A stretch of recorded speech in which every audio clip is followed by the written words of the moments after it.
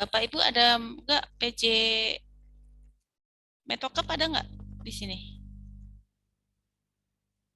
Bapak siapa nggih? Tadi kayaknya WA saya Bapak siapa ya? Ada Bapak atau Ibu PJ di sini Metokep?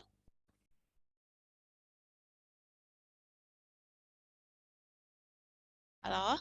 Dengar suara saya? Suara saya terdengar betul nggih? Dengar, Terdengar, Bu. Bu. Dengar, Bu. Dengar. Jelas, Bu. Oke, mohon izin kalau Bapak tidak sedang ada pelayanan boleh di on cam kan? Yang sedang tidak pelayanan mohon untuk on cam nggih. Iya, Bu. Kecuali yang ada pelayanan dan ada pasien tidak apa-apa. Supaya saya tidak berbicara dengan tulisan.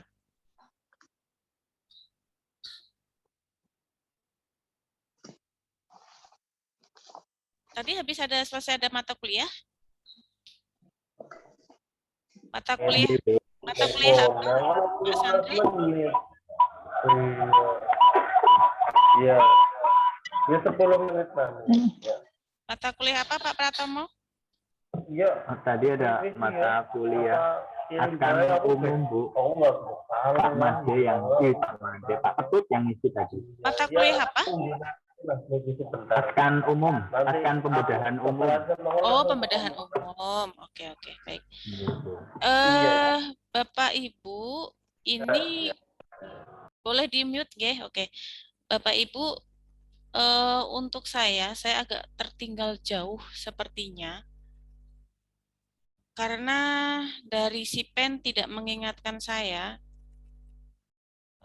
Karena kita semuanya sibuk nggih, Bapak Ibu. Saya yakin bukan hanya saya yang sibuk, tapi saya yakin Bapak Ibu semuanya pasti sibuk ya. Tapi Bapak Ibu mempunyai tugas yang tidak boleh Bapak Ibu kesampingkan juga, yaitu salah satunya adalah sebagai ketua kelas dan PJ. Mohon maaf saya tadi memang agak keras ya, agak keras di grup, saya baru dimasukkan tadi. Karena saya kaget kok tiba-tiba udah UTS, sedangkan saya belum pernah sama sekali yang menghubungi saya untuk kontrak kuliah metodologi keperawatan anestesiologi. Jadi saya langsung tadi minta nomornya siapa salah satu karena HP saya ganti jadi semuanya kontak hilang semuanya dan baik ketua kelas ataupun PJ sama sekali tidak ada yang menghubungi saya. Ini PJ apakah sudah ada yang datang ke sini? Biru? Siapa ya tadi ya PJ-nya itu? Ketua kelasnya siapa nggih? Ketua kelasnya siapa Bu Lisa? Untuk koordinatornya itu Mas Pandu, ketua kelasnya Pak Subur. Koordinator apa Mas Pandu? Untuk menghandle semua PJ, Bu. Oh, jangan begitu. Maksudnya, tapi setiap PJ mata kuliah ada semua kan Bu Lisa? Ada, benar ada, Bu. Oke, artinya adalah semua PJ itu adalah yang bertanggung jawab. Sekali Iya. lagi, saya tidak mau seperti ini, nggih, Bapak Ibu. Saya tahu betul bahwa Bapak Ibu luar biasa sibuknya. Pasti sibuk banget. Untuk membelah diri aja kesulitan. Begitupun kita semuanya di sini. Tapi saya mohon dengan segala kerendahan hati saya, tolong ingatkan saya yang sudah diberikan amanah untuk menjadi PJ mata kuliah A, B, C. Tolong lihat RPP. Kayak misalnya Bu Lisa tugasnya sebagai PJ mata kuliah A misalnya. Ya Bu Lisa harus konsisten setiap minggu. Oh, oke, hari ini adalah mata kuliah ini. Dosennya adalah ini. Mohon untuk diingatkan. Saya pun sambil menjaga, saya pun bertugas seperti Bapak, Ibu semuanya di sini ya, sekolah juga, mengatur rumah tangga juga, membelah diri kemana-mana, organisasi, penunjang yang lain, dosen, berapa ratus kelas yang sudah kita ajar. Jadi kalau Bapak Ibu semuanya tidak mengingatkan, mohon maaf, Bapak Ibu lost semua mata kuliah. Ya gitu. Walaupun mungkin ada beberapa dosen yang tidak diingatkan pun mungkin bisa gitu. Tapi kesibukan setiap orang itu berbeda-beda. Tapi mohon sekali untuk Bapak Ibu perhatikan ya gitu. Jangan sampai Bapak Ibu sudah sudah mengeluarkan materi sedemikian hebat, mental, jiwa, raga, semua dikorbankan untuk kuliah. Kita hampir sekian persen kita hibrid ya, online ya, apalagi untuk kuliah kita online kecuali praktek. Praktek pun mungkin kita bimbingannya juga online. Kalau Bapak Ibu tidak hati-hati dalam mengikuti perkuliahan, ambiar semua. Ilmunya nothing. Ya, karena banyak sekali masukan-masukan di pelayanan setelah mengambil D4 anestesi, ilmunya nothing. Ditanya sama SPAN, kamu habis lulus, kamu kok nggak tahu apa-apa. Dan itu isunya seperti itu. Jadi saya tidak mau, terutama untuk mahasiswa UHB, saya tidak mau seperti ini. Ya, gitu. Sekali lagi, kalau saya bisa guyon, tapi saya bisa juga keras, ya.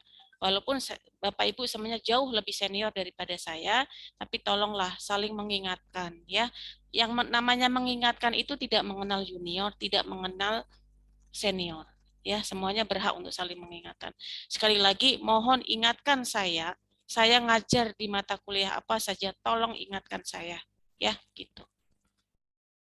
Oke, saya kembali ke mohon kalau Bapak Ibu tidak, sekali lagi Bapak Ibu yang tidak ada pelayanan, mohon untuk on cam. Saya selalu mewajibkan mahasiswa saya baik reguler ataupun ahli jenjang yang tidak pelayanan, apalagi reguler. Kalau yang tidak, kalau reguler tidak, kalau alerginya saya masih agak sedikit toleransi ya. Pada saat tidak ada pelayanan, pasti saya minta untuk on cam. Tapi kalau pelayanan silahkan izin, tidak bisa on cam karena memang ada pelayanan. Ya, tapi pada saat tidak ada pelayanan, mohon sekali lagi kita sama-sama saling menghormati ngajeni yang memberikan materi, kecuali webinar, ya, karena kita kuliah. Anggap ini adalah kuliah offline, ya, sini tatap muka, cuman ini bedanya kita virtual, gitu ya. Oke, Pak Subur sudah rawuh di sini, Pak Subur? Nggak ada juga, belum juga. Terus PJ-nya apakah sudah rawuh di sini? Nggak juga. Kemudian saya mau ngetes dulu deh. Pak Sastro, apakah sedang pelayanan, Pak Sastro?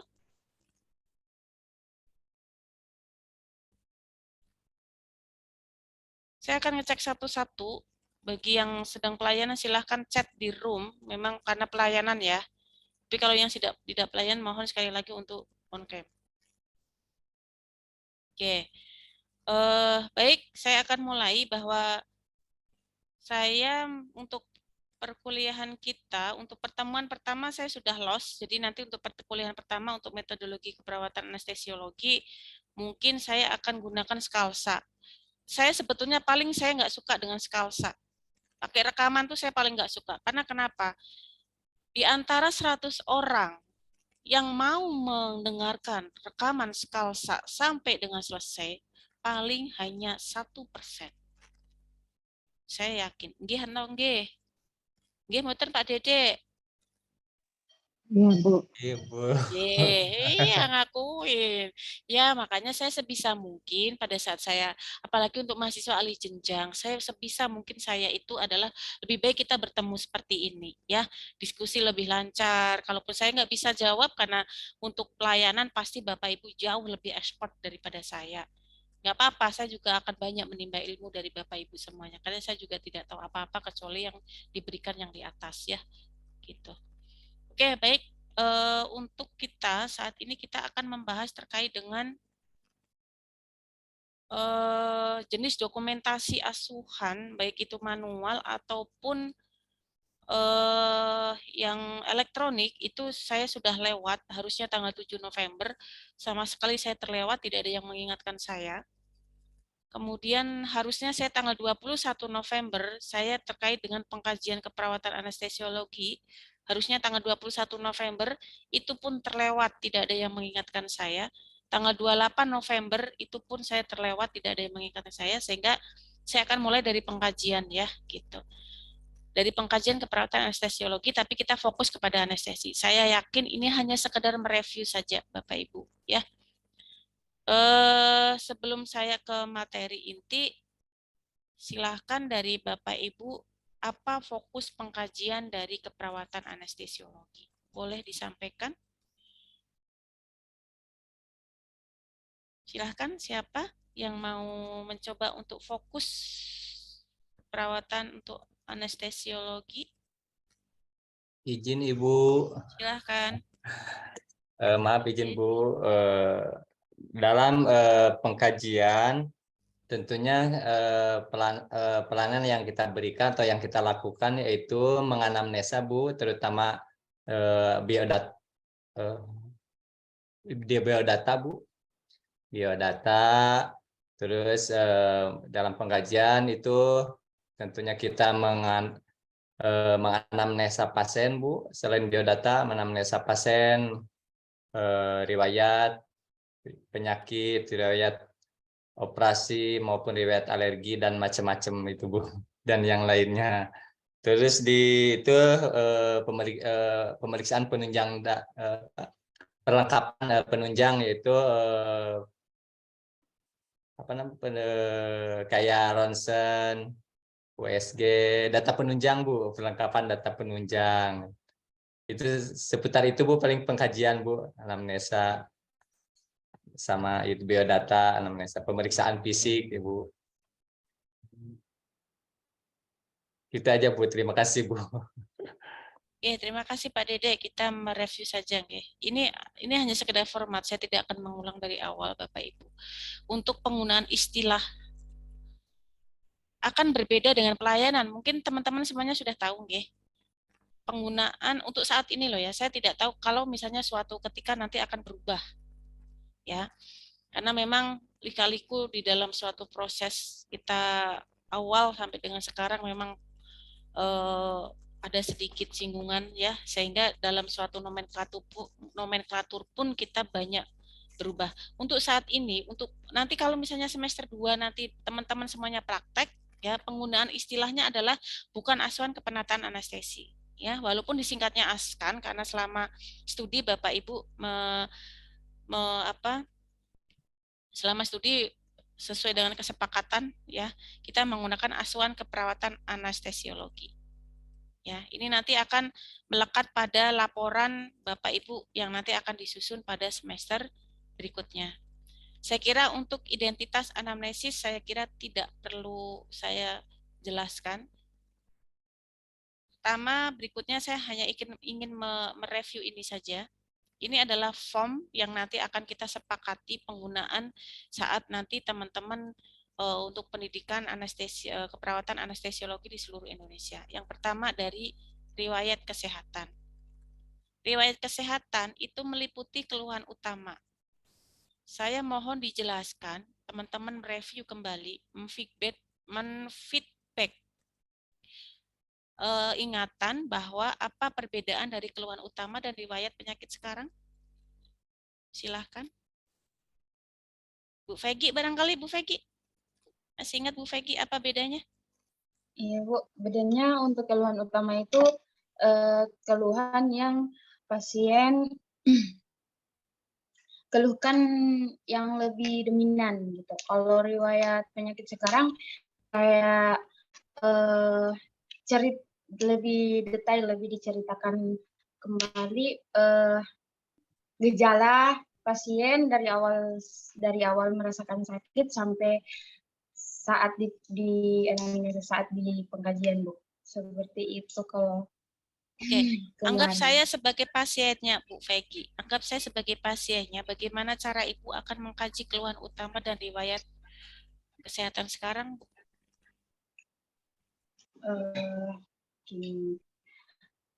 Permisi Bu, untuk tujuan bentar Bu. Oke.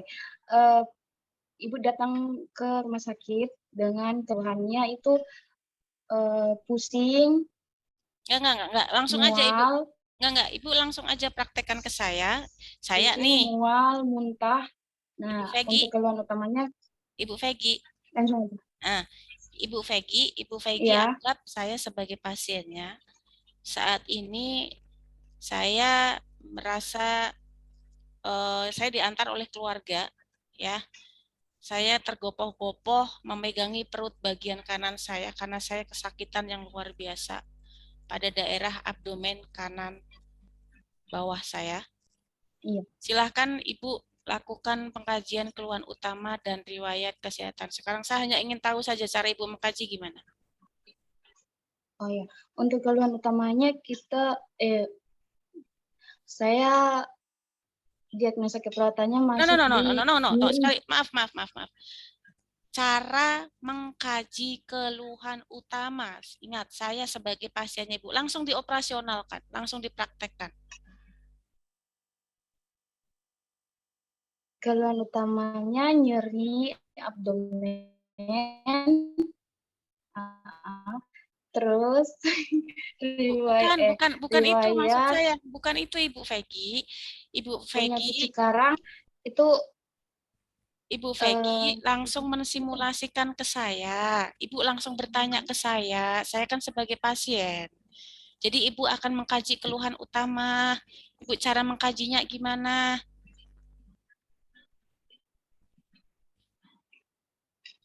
Kan Ibu sering mengkaji, pasti setiap hari Ibu mengkaji keluhan utama puluhan pasien, saya yakin. Ya kan? iya. Nah, udah sekarang praktekkan ke saya.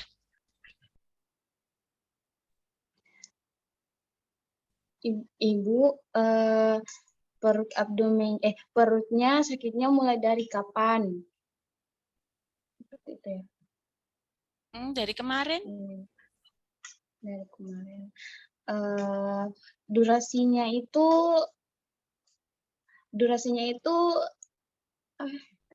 lama apa berjeda-jeda. Sakitnya itu durasinya panjang apa hilang timbul.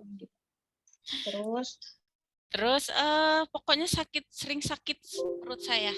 3 hari Ibu terakhir. rasanya pedih. Itu masuk ke utama Bu. Gitu. Terus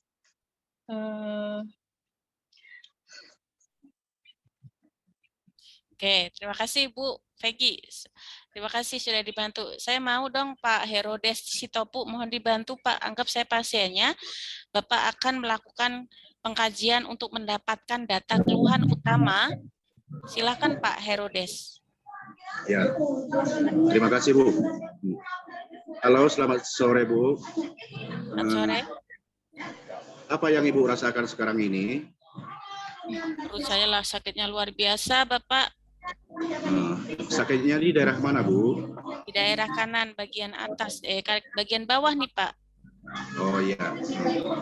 Keluhan sakit perut di bagian bawah sejak kapan dirasakan? 3 hari yang lalu Pak. Oh gitu ya. Kira-kira sakitnya apakah terus menerus atau datang tiba-tiba atau datangnya kadang-kadang aja? Tiba-tiba ya Pak, saya nggak kuat ini Pak. Oh ya. Selain sakit perut Bu, keluhan apa aja yang dirasakan sekarang? Apakah ada demam atau mual atau apa? Iya ya Pak, saya mual-mual ya Pak, sampai muntah itu. Apakah Ibu ada riwayat penyakit selain sakit perut? Ada Pak, saya punya asma Pak. Oh ya. Jadi keluhan utama yang saya ambil kesimpulan di situ nyeri perut kanan bawah Bu. Terus? Jadi riwayat kesehatan sekarangnya apa Pak? Riwayat kesehatan sekarang, ibunya selain merasa sakit perut, ada juga sesak napas, ada mungkin mual. Kira-kira itulah Bu. Kalau pasiennya mengatakan ada riwayat asma, apakah tadi pasiennya mengatakan sesak? Kan enggak sesak tuh? Tadi kan Ibu mengeluh selain sakit perut yang dirasakan, tadi kan saya bertanya keluhannya apa lagi? Tadi kan Ibu, maaf mungkin tadi saya salah dengar ya. Apa tadi Ibu mengeluh tadi rasa sesak gitu nggak, Bu? Enggak. Kalau seingat saya Bapak tanyanya apakah selain Ibu mempunyai sakit perut, apakah ada riwayat sakit yang lain? Riwayat sakit yang lain. Saya jawab, saya punya sakit asma. Oh ya, maaf, Bu. Tadi Nah. maksud saya selain keluhan nyeri perut yang dirasakan saat ini, selain nyeri perut, keluhan apa lagi yang dirasakan? Artinya keluhannya yang lain selain sakit nyeri perut apa aja gitu maksudnya tadi? Nggak ada Pak, saya hanya nyeri perut sekarang. Iya. Jadi Apakah kesimpulan Bapak apa Pak? Udah bisa disimpulkan? Kesimpulan saya, keluhan utama yang dirasakan itu adalah nyeri perut bawah, keluhan utama.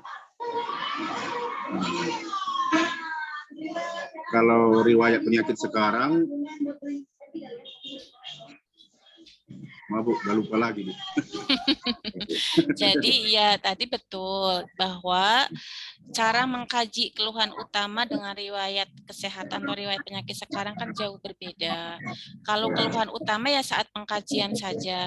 Bapak atau Ibu selamat pagi, saya adalah penata anestesi, saya akan melakukan, kita akan diskusi tanya-tanya terkait dengan gejala penyakit Ibu ya. Nah, untuk membantu supaya nanti informasi bisa terkumpul dengan baik gitu ya.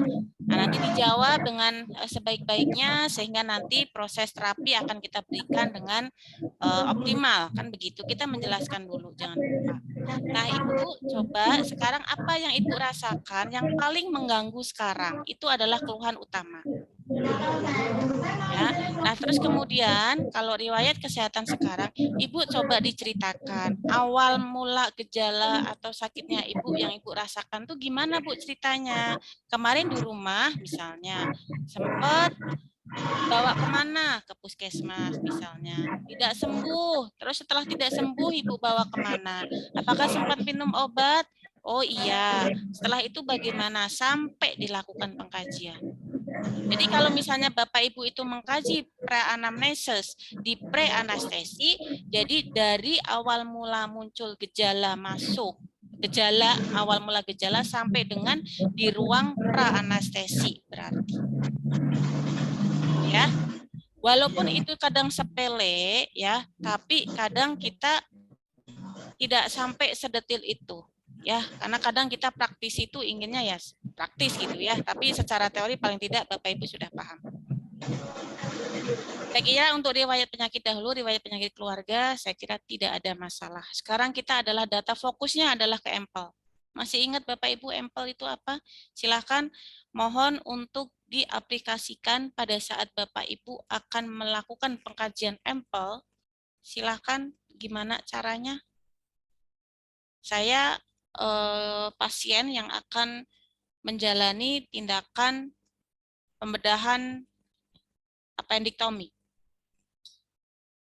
Silahkan Bapak Ibu akan melakukan pengkajian pra-anestesi. Tadi sudah Bapak Ibu dapatkan misalnya data terkait dengan data keluhan utama, data riwayat kesehatan sekarang, data riwayat penyakit dahulu bahwa saya punya riwayat penyakit asma, riwayat keluarga, ada juga riwayat penyakit asma. Nah, sekarang Bapak Ibu akan melakukan pengkajian data fokus menggunakan EMPEL. Silakan. Ada yang bisa bantu? Bu Anggit, Karomah, mohon dibantu Ibu.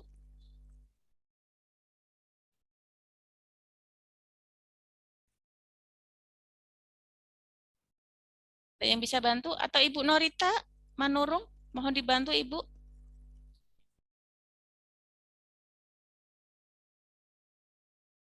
Gak apa-apa Bu, Jadi kita belajar bareng. Yuk. sepertinya itu alergi ya Bu ya? Apakah Ya. Ibu sudah riwayat alergi sebelumnya? Atau alergi makanan atau alergi obat-obat?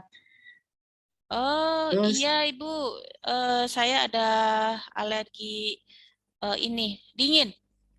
dingin. Kalau suhu dingin ya, biasanya yang dirasakan apa itu Bu? Apa muncul apa di ini yang dirasakan kalau alergi dingin? Ya, saya kalau alergi dingin mah asma saya pasti kambuh, Ibu. Siap. Terus riwayat makan mungkin, makan ya, saya juga lupa. Makan, Pak, makan terakhir.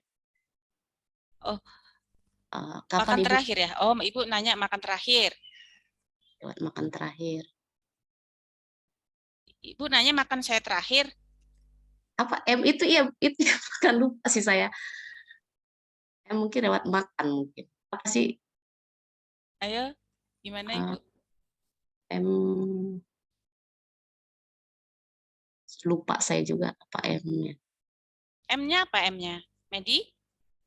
Obat-obat ya, medikasi ya. Ada riwayat minum obat-obat sebelumnya, ada dapat pengobatan yang lain sebelumnya enggak? Ya, saya sih biasanya setiap hari minum itu Ibu obat anti asma, Bu. Rutin ya Bu ya. Iya, rutin. Terus P-nya itu penyakit yang tadi ya. Penyakit. P, empel, obat-obatan. P apa sih, lupa juga sih.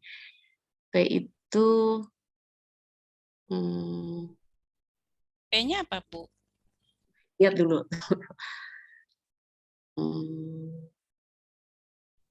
Apa ya? P. Alergi A. Alergi itu Medikasi M. P-nya pas. Pas illness kan? Riwayat penyakit sebelumnya, ya. Penyakit sebelumnya. Nah, kemudian L-nya apa, Ibu? L-nya itu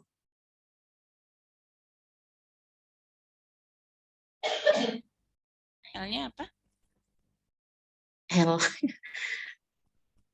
Ya. Ini dasar loh, pengkajian dasar. Iya, karena lama nggak dipakai juga. Iya, berarti Ibu kalau Ibu di mana? Ibu di OKA? Di OKA. Jadi mengkaji kan memang seperti yang Pak ini tadi, Pak Dede. Jadi kita hanya mengkaji seperlunya aja, jadi nggak lengkap. Oh, gitu. Nah, ya, oke. Lupa emang. Iya, saya paham. Saya paham banget, Ibu. Kalau F-nya itu sepertinya tentang apa ya? Apa? Last meal, Pak. Last meal. Lupa juga. Oke, last meal Kalau apa, Ibu? Last meal? Makan terakhir. Oke, silakan Ibu tanya ke saya. Mohon maaf Ibu, makan terakhirnya jam berapa, Ibu? Boleh tahu? Saya makan terakhir jam 2 pagi. Jam 2 pagi. Setelah itu Ibu ada makan atau minum dan minum setelah makan ada. Terakhir minum jam berapa? Saya terakhir minum jam 6 pagi. Jam 6 pagi juga ya. Setelah itu Ibu udah langsung puasa ya? Iya. Udah puasa ya.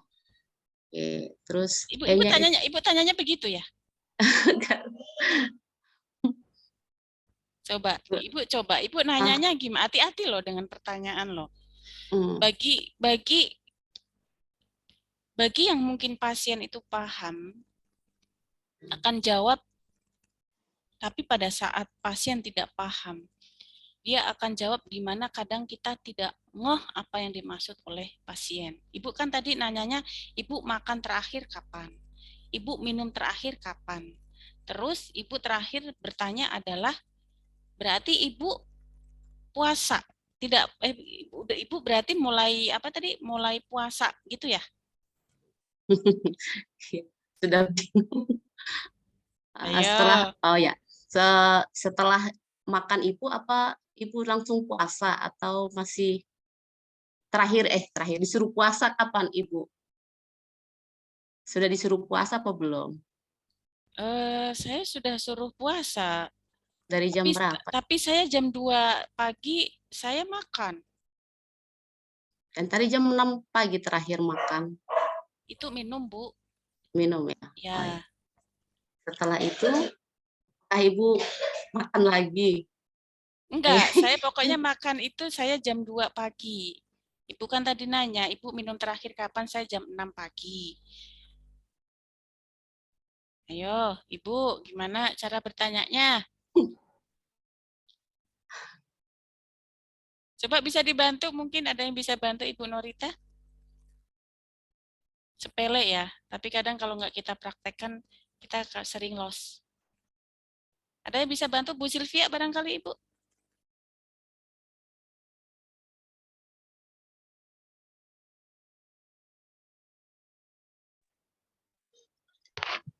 Iya, Bu. Ya, Ibu bisa bantu cara mengkaji data fokus untuk minimal ampel aja.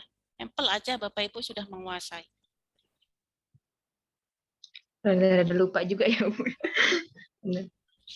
Eh, eh, di situ saya bertanya apakah ibu ampel ya? Apakah ibu mempunyai riwayat alergi? Ya, saya punya Bu.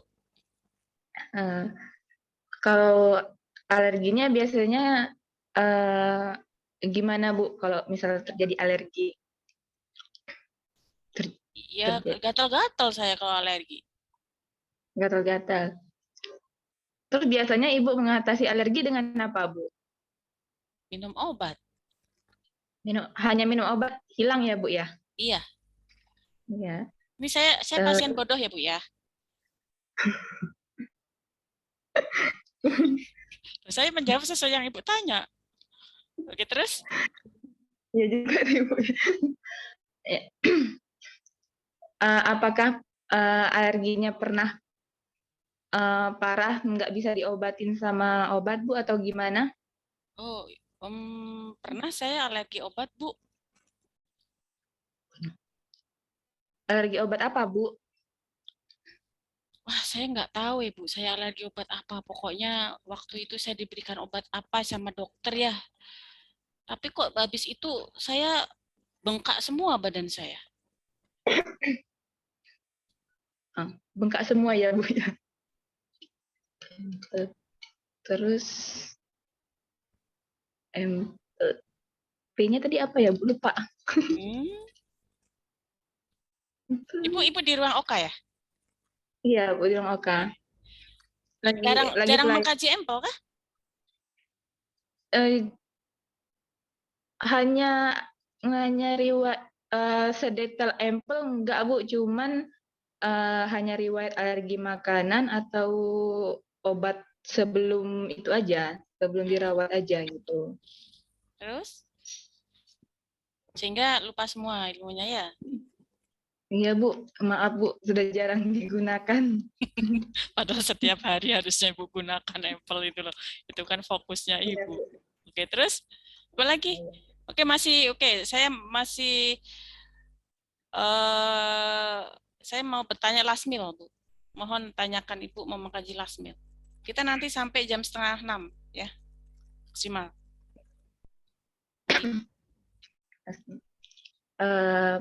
Maaf Ibu, sebelumnya Ibu terakhir makan jam berapa? Jam 2 pagi. Jam 2 pagi. Sesudah itu ada minum lagi tidak? Ada jam 6 pagi. Jam 6 pagi. Sebelumnya Ibu sudah disuruh puasa belum Ibu sama perawat ruangan atau bidan ruangan? Iya, sudah. Jam berapa Bu puasanya?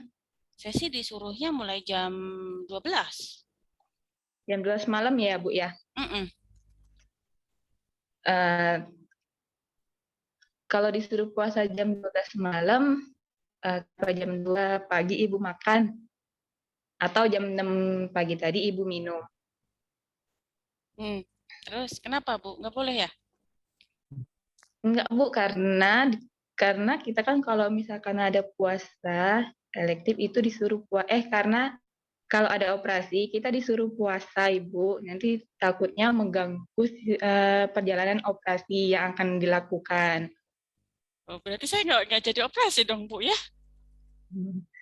Operasinya ditunda dulu Bu sampai puasanya mencukupi. Oh ya Allah, saya tuh sudah berharap saya dioperasi Bu, sakit banget ini perut Bu. Tapi ya sudahlah.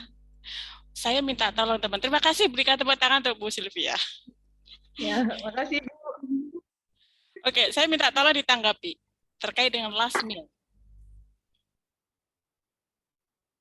Silahkan, mungkin ada yang mau bantu Pak Andri. Pak Andri sudah dari tadi semangat kayaknya. Baik Bu, terima kasih Bu. Biasanya yang saya lakukan pada saat menanyakan perihal puasa itu satu, kira-kira lama puasanya berapa lama kan gitu. Terus yang kedua, terakhir makan minumnya kapan? Jenis makanan atau minuman yang diminum itu kapan? Nah, setelah ada kejelasan itu, pastikan kembali bahwa pasien tidak makan minum lagi setelah itu. Makanya saya selalu menekankan, apakah setelah itu nggak ada yang dimakan dan minum lagi sama ibu atau bapak begitu. Begitu kira-kira Bu kalau biasa saya lakukan Bu, untuk memastikan lama puasa dan jenis makanan atau minuman yang dikonsumsi pasien kita. Begitu Bu, terima kasih Bu. Saya minta tolong Pak, dilakukan pengkajian langsung ke saya Pak. Anggap saya sebagai pasiennya. Baik Bu. Mohon izin Bu, Bu terakhir makan minumnya kapan Bu? Jam 6 pagi Pak, saya minum. Jam 6 pagi ya Bu ya? Makan apa Ibu tadi jam 6? Jam 6 saya minum air putih Pak. Minum. Makan terakhir? Makan terakhir itu saya jam 2 pagi. Jam 2 pagi. Itu habis itu nggak ada yang dimakan lagi kan Bu ya? Enggak ada. Enggak. Begitu juga setelah jam 6 minum air putih itu nggak ada yang diminum sama sekali Bu? Nggak ada. Oh iya, baik. Baik Bu, terima kasih Bu ya. Kira-kira begitu Bu. Mohon maaf apabila ada kurangnya. Oke. Ada lagi yang mau menanggapi satu kali lagi? Silahkan ditanggapi terkait dengan kasus ini. Ada yang kurang? Kalau anggaplah operasinya anggap jam 8 ya. Silakan, ada yang kurang? Pada saat menambah. Oh ya, silakan Bu Lisa.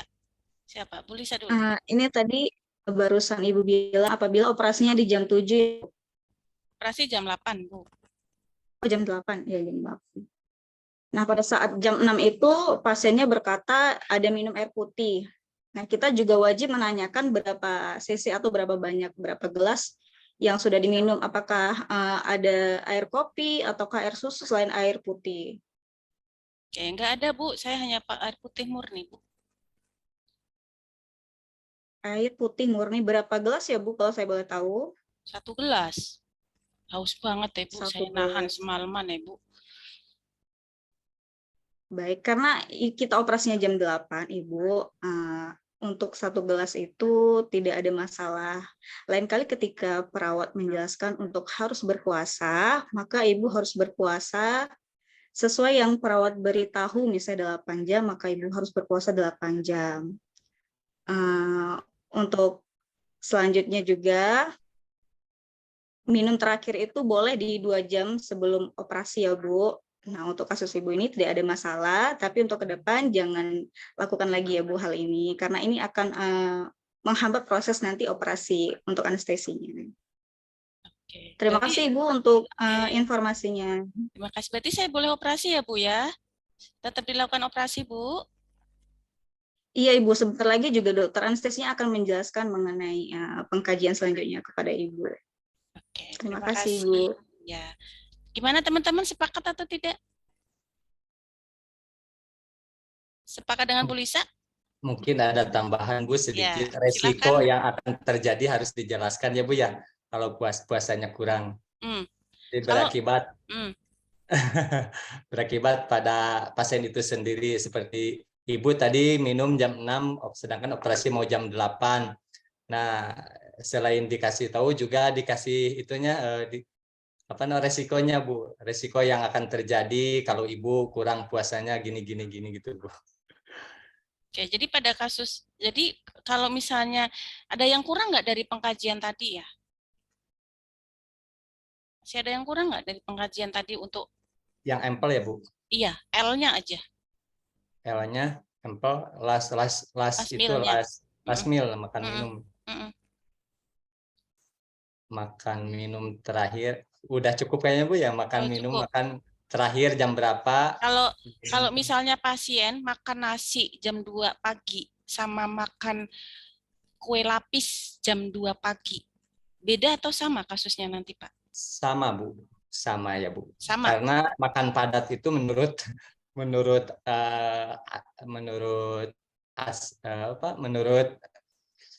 apa namanya itu 6 jam Bu ya makanan padat dan 2 jam itu untuk makanan fluid apa makanan cair, minuman cair Bu, makanan cair ya Bu. Ya berarti artinya kalau misalnya saya ubah pengkajian teman-teman ini last meal-nya, saya tidak, anggaplah pasiennya tidak taat terhadap apa yang sudah dianjurkan, ternyata jam 3 pagi itu makan kue lapis, sedangkan operasinya jam 8. Apa langkah Bapak Ibu yang akan dilakukan? Kalau di rumah sakit saya Bu, kalau merasa puasanya kurang dari 6 jam seperti yang terjadi ya, kalau makanan padat itu diundur Bu beberapa jam daripada kita menanggung resiko ketika melakukan tindakan anestesi Bu. Kalau di rumah sakit saya Bu harus dicukupkan dulu puasa. Adapun teknik anestesi yang kita ambil, kalaupun daruratnya emergensinya bisa dilakukan dengan RSI Bu, Rapid Sequence Induction. Itu kalau kondisinya darurat pasiennya seperti PPGD, kegawat daruratan Bu. Kalau Ibu kan tidak terlalu darurat, jadi bisa dijadwal kembali untuk memenuhi puasa yang cukup adekuat, puasa yang adekuat Bu itu. Langsung membatalkan begitu, langsung pengunduran Bu, mungkin bukan pembatalan ya Bu, ya, pengunduran maksudnya waktu pengunduran, langsung dilakukan pengunduran gitu ya? Iya Bu, kalau di rumah sakit saya Bu. Ada pendapat lain, teman-teman yang lain? Betul Bu, sepakat saya Iya Bu, dengan sama. Dedek. Ngomong nggak Bu Lisa? Enggak Pak. Silakan. Sama ya, semuanya sama. Izin sepakat sama Kang Dede Bu. Biasanya kalau yang sifatnya tidak emergensi, kami lakukan pengunduran schedule dengan sebelumnya memberikan informasi tentang kenapa alasannya menjadi pasien tersebut diundur. Begitu Bu kira-kira Bu. Oke. Tetap ya, tetap tadi betul yang dikatakan oleh Pak Andri, jangan lupa Bu Lisa, Bu Sylvia, kita harus tetap mengkaji jenisnya apa dan berapa jumlahnya. Terus kemudian jangan lupa kalau memang terkadang kalau saya lihat di fenomena lapangan itu, kadang kita PA pun kadang kita lupa mengklarifikasi ulang saat mau dilakukan induksi atau mau dilakukan tindakan yang lain gitu. Kadang lupa. Ah, karena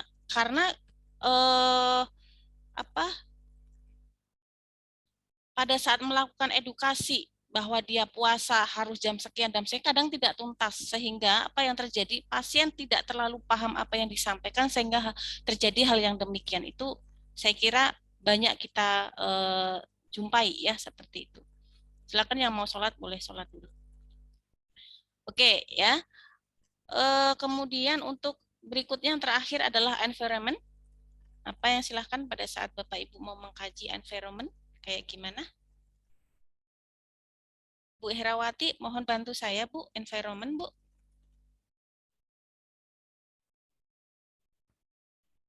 Bu Herawati, adakah di tempat?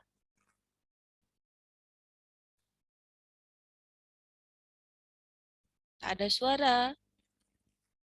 Ini yang on cam cuman Bu Lisa, Pak Dede, Pak Andri tadi, Ibu Norita, Ibu Evita, Bu Zilvia, Bu Vegi, Pak Satria.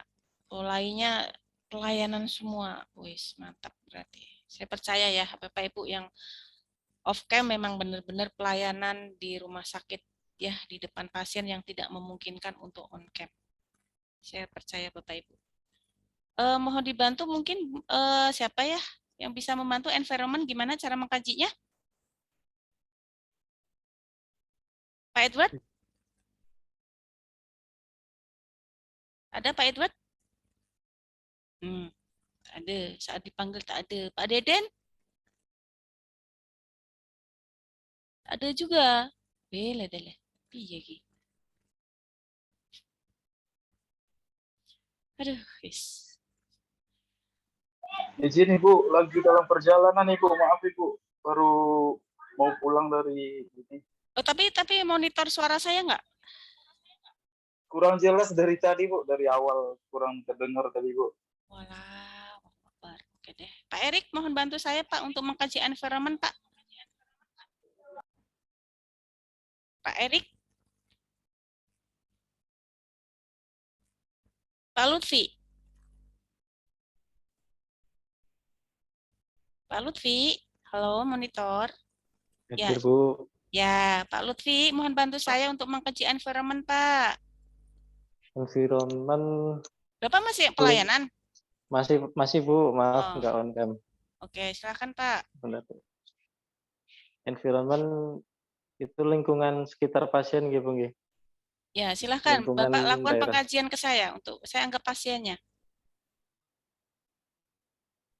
Lingkungan sekitar.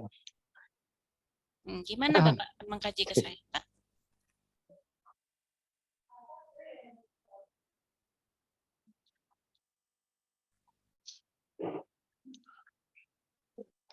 Maaf Bu, di Empel yang lingkungan sekitar lupa Ibu. Lupa. Loh, sebentar Bu. Bapak piye Bu, cara mengkajinya kemarin? Setiap hari Bapak temui loh. Hah? Izin keluhnya Bu. Bapak jarang ya melakukan pengajian Empel ya di anestesi ya? Sering sih Bu, pasti menanyakan alergi, medikasi, pas illness, last meal. Cuman untuk lingkungan memang terus terang kurang paham Bu, maaf untuk pengertian dari Empel tentang environment-nya Bu. Oke. Mungkin saya tanyakan guys. Mungkin tanyakan tapi nggak tahu kalau itu environment. Iya Bu, maksudnya itu. Oke. Mohon dibantu Bu Evita. Luar biasa banget nih Bu Evita, Masya Allah, semangatnya Ibu. Aduh, supaya ya. kita jadi contoh Selamat kita sore, ya. Bu. Selamat sore Ya, Bu. selamat sore ya. Gimana ya Bu ya? Gak apa-apa Ibu, environment gimana kita cara mengkajinya? Aduh, gimana? Kayaknya jarang loh Bu saya. Kayaknya jarang kalau nanya-nanya lingkungan itu kalau di kami ya Bu atau sayanya gitu jarang gitu. Kalau yang kayak tadi empal gitu memang sehari-hari ya Bu kayaknya kita tanya kan riwayat alergi. Kalau lingkungan itu kayaknya terlewat Bu sepertinya oleh saya. Enggak, pasti Bu sudah tanyakan, saya yakin mah. Atau oleh sayanya ya Bu yang terlewatkan. Enggak, saya yakin enggak terlewatkan. Gimana Bu? Saya kebiasaan habit buruk pasien. Oh iya. Seperti apa ya Bu? Perilaku buruk pasien yang Ibu tanyakan biasanya apa di pasien? Kebiasaan sehari-hari, makan minum sehari-hari gitu ya Bu ya? Bukan. Ibu yang mempengaruhi anestesi, kebiasaan buruk yang bisa mempengaruhi anestesi atau keadaan yang terkait dengan penyakitnya, yang berhubungan dengan pasien. Tergantung pasiennya apa gitu kan? Ada yang bisa membantu? Iya Bu, maaf ya Bu. Gak apa-apa Ibu, gak apa-apa ya. Izin Ibu boleh menjawab. Oke, silahkan Ibu Oni. Izin Bu, mungkin untuk lingkungan environment itu apakah Bapak merokok? Oke, apalagi Bu? Terus apakah ada minum alkohol? Oke, apalagi Ibu? Oke, bagus. Mungkin itu Ibu. Oke, riwayat merokok, riwayat alkohol pasti ditanyakan kan Bu Evita ya? Oh iya itu. Iya Bu, aduh kelupaan Ibu. Itu masuk ke environment. Apalagi mungkin yang bisa ditanyakan? Mungkin Pak Dede atau yang lain bisa bantu?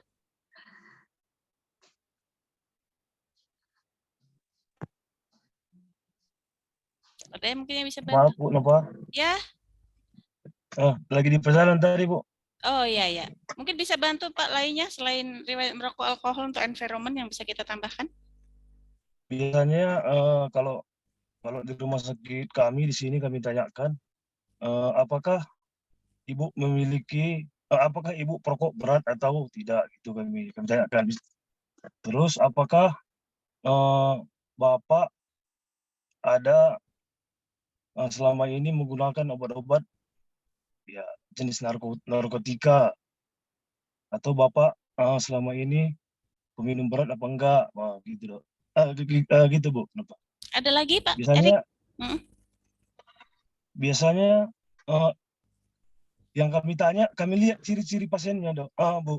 Oh gitu. Iya, kami lihat ciri-ciri pasiennya. Kalau pasiennya yang agak mengarah ke pemakai, ya kami tanya langsung gitu. Tapi kalau pasiennya yang nggak mengarah ke sana, iya jarang kami. Kemute nih Bapak. Kemute Pak Erik, kemute.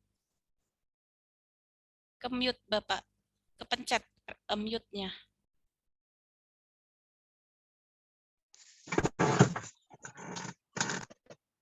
Oke. Jadi intinya Bapak mengkaji untuk environment-nya hanya pada pasien-pasien yang dinilai akan beresiko terjadi kebiasaan tersebut gitu ya, Pak Erik ya? Iya, betul Bu, Napa? Oh gitu. Teman yang lain begitu juga? Sama Bu. Kalau saya dilihatnya dari tato Bu. Oh. Iya, badannya ada tato itu makin diperdalam Bu pertanyaan seputar itu, seputar obat-obatan sama mabok-mabokan itu Bu. Gitu. Semuanya begitu. Memang begitu ya Pak ya? Iya. Biasanya gitu Ibu. Oh. Kita lihat-lihat pasiennya gitu, makanya sampai kelupaan. Kan kalau ibu-ibu umpamanya kalau pasien-pasien USC kita nggak nanya-nanya yang seperti itu, Bu. Oh, begitu. Ibu merokok gitu, ibu kan nggak kita tanya gitu biasanya. Terus Bu, tambahan Bu, kalau ada yang obat yang pemakai, kata Pak Erik tadi dibilang, saya suka ngelihat kalau ada pasien-pasien yang ada sayatan di tangannya Bu, gores-goresan itu Bu. Nah itu saya lebih dalam Bu kalau anamnesa ke arah sana Bu itu. Oh gitu, saya malah baru tahu dari Bapak Ibu loh, kalau empel itu hanya dilakukan pada pasien-pasien yang terindikasi dari ada terpasang tato atau goresan-goresan, atau kalau misalnya perempuan berarti nggak ditanya begitu. Tapi yang penting Bapak Ibu semuanya sudah memahami teorinya nggih, bahwa empel itu tidak hanya mengindikasikan pada pasien-pasien yang seperti itu saja. Bapak Ibu pernah menemukan tidak kasus bahwa tidak ada indikasi dia bertato, tidak ada indikasi dia ada sayatan-sayatan, tapi pada saat intra terjadi suatu kejadian yang dimana ada hubungannya dengan environment. Pernah menjumpai pasien seperti itu? Di antara Bu. Ya. Sepertinya kalau di rumah sakit kami belum ada Bu, karena waktu konsultasi anestesi itu yang lengkap Bu ditanyanya di situ. Di poli anestesi gitu kita tanya Ibu ngerokok enggak, itu ditanya lengkapnya di situ biasanya sebelum dokter menentukan apakah pasien ini boleh operasi atau enggak gitu kan, konsultasi anestesi dulu biasanya di situ. Jadi itu yang membuat kita itu akhirnya pada saat kita di ruang anamnesis itu akhirnya tidak kita tanyakan ulang gitu ya, karena sudah percaya bahwa ini sudah teranamnesis oleh dokter saat misalnya di poli anestesi atau kunjungan pra anestesi, begitu mungkin ya? Sepertinya seperti itu Bu. Semuanya sepakat begitu kah? Ya, saya hanya sharing aja karena saya juga belajar juga dari Bapak Ibu yang lain. Memang seperti itu ya? Biasanya, maaf Bu, menambahkan Bu. Enggak, Bapak Abdul?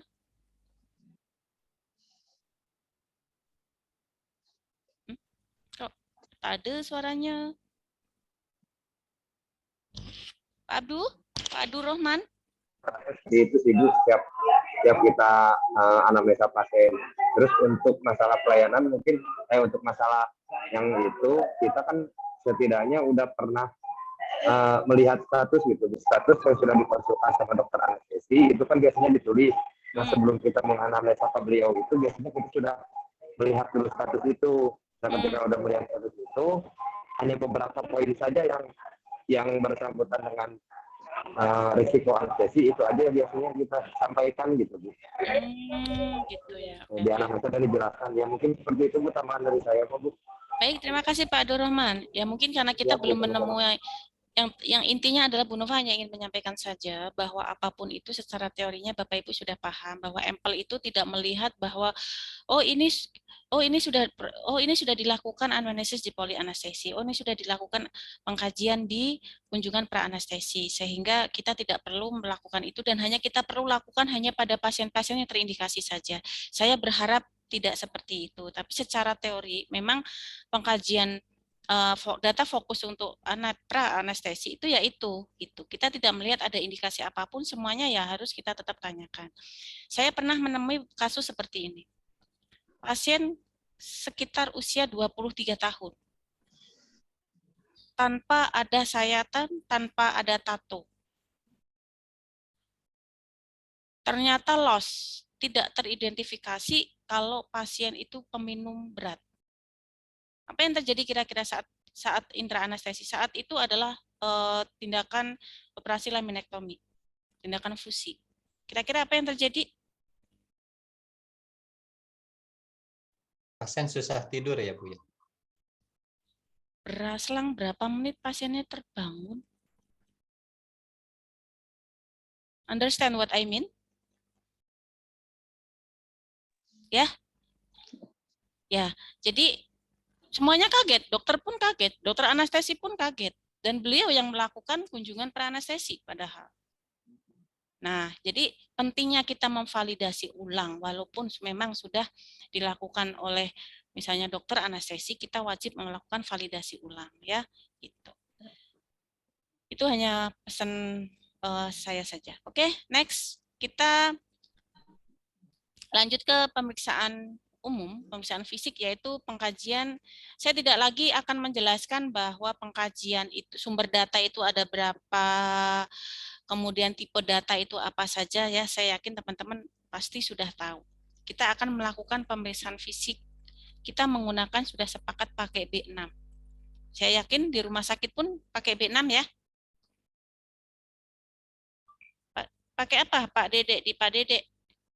Apa Bu untuk istilahnya mungkin saya baru D6 tapi kayaknya dilakukan Bu cuma D6 itu. B6. Oh, B6. Breathing gitu ya Bu ya? Iya, betul. Oh iya. Itu saluran napas ya Bu ya, breathing. Apa aja yang dilihat dari breathing? Breathing saluran napas Bu, terus mal ampati buka mulut itu ya Bu ya. Terus punya penyakit paru-paru atau enggak ya Bu ya itu. Oke, sekarang saya ingin teman-teman melakukan pemeriksaan B1, breathing. Silahkan teman-teman akan pakai pengkajian apa?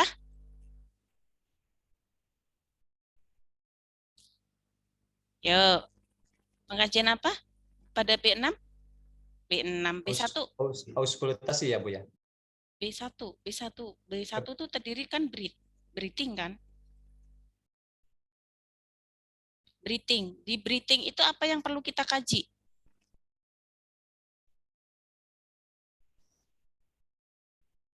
Ada yang bisa bantu? Bu Vena? Nah, dulu saya minum dulu ya, ambil minum dulu.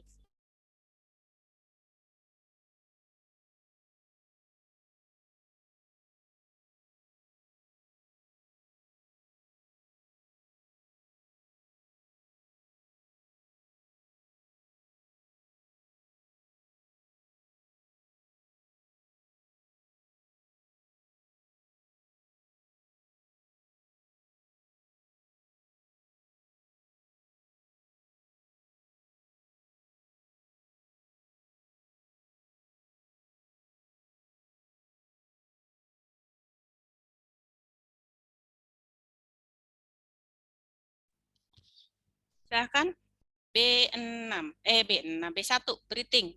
Apa yang kita kaji? Wajah Bu. Wajah kenapa Pak? Apakah ada gigi palsu, gigi goyang, gigi maju, terus dagu Bu, dagu apakah kecil, apakah sedang, apakah normal? Itu apa? Anu ya, Bapak mau memeriksa lemon kah? Enggak Bu, itu beringan Bu, B1 kan ya Bu ya? Ya, B1 itu apa yang perlu kita masukkan di situ?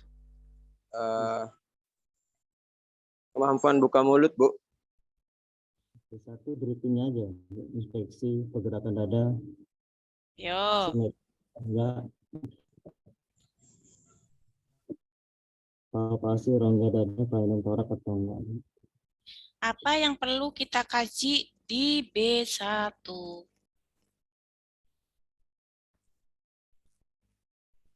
Kan ada, silahkan. Ya. Mohon izin Ibu. Enggak, Pak Arif. Inspeksi dada, bentuk dada Ibu, izin. Oke, terus? Terus apa lagi ya? Rongga dada, palpasi rongga dada mungkin Bu. Rongga dada, oke, terus? Palpasi rongga dada, terus?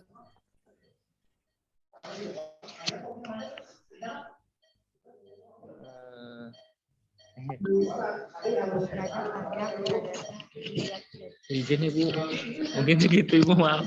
Oke, kalau secara umum kan itu ya, secara umum bentuk toraknya gimana, pola napasnya gimana, ada alat bantu napas atau ada tidak, perkusi paru, suara napas atau auskultasi kayak gimana, inspeksinya IPPA-nya ya, inspeksi perkusi inspeksi palpasi perkusi auskultasi. Itu secara umum harus teman-teman masukkan ke dalam breathing. Setelah itu adalah kita fokus ke breathing untuk anestesi. Pertama kita pakai lemon. L-nya apa? Look. Look. Lihatnya, Bu. Look externally. Oke. Look externally itu hampir sama dengan apa, Pak? Apa yang kita kaji di look externally? Ya, perkembangan dada itu, Bu. Ya, napas gitu ya, di apa namanya? Kembang kempisnya dada, Bu. Oke, boleh. E-nya apa? Fototorak ya, Bu. Ya, E-nya? Apa, Bu? E.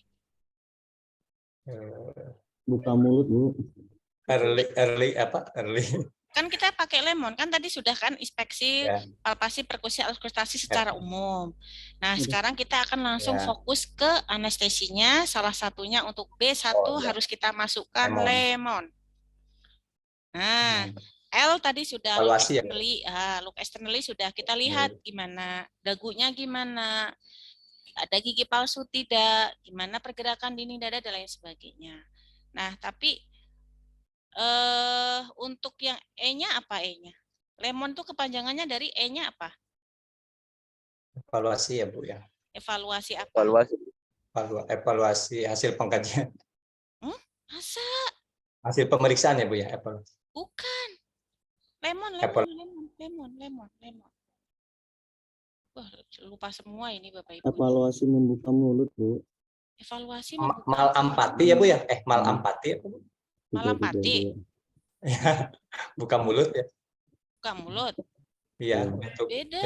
Enggak, saya masih mau yang evaluate apa itu namanya apa? Buka mulutnya apa namanya?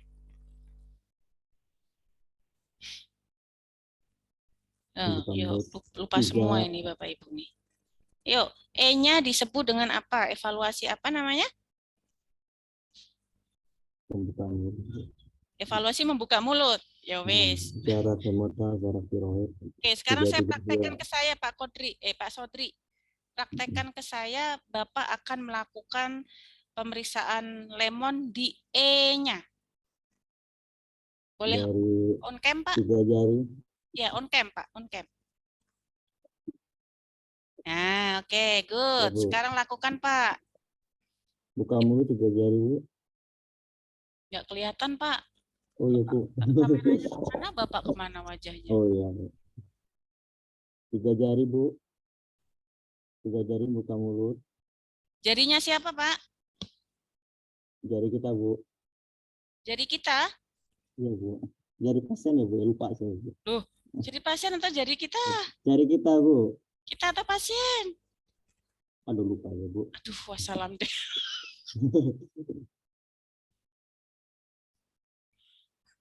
Ayo, Pak Sodri.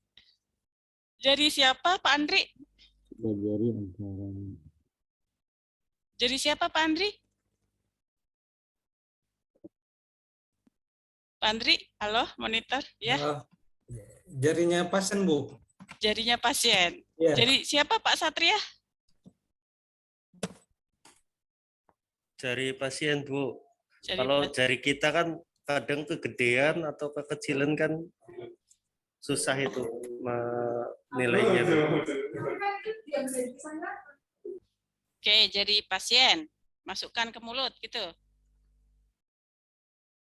Bu Evita, jarinya siapa, Bu Evita? Jari pasien, Bu, tapi nggak dimasukin di mulut, kita kira-kira A-nya gitu loh, Bu. Segini gitu. Gitu kan, Bu. Aduh. Ya, pasien. Terus, gimana cara melakukannya tadi, Pak Sodri? Masih di mute. Masih di mute, Pak. Ya, di antara membuka mulut di antara ruang antara gigi atas gigi bawah 3 jari. Terus kemudian berikutnya? Terus tekan dari dasar mandibula, Bu. Gimana caranya, Pak? Begini, Bu. Oh, begitu.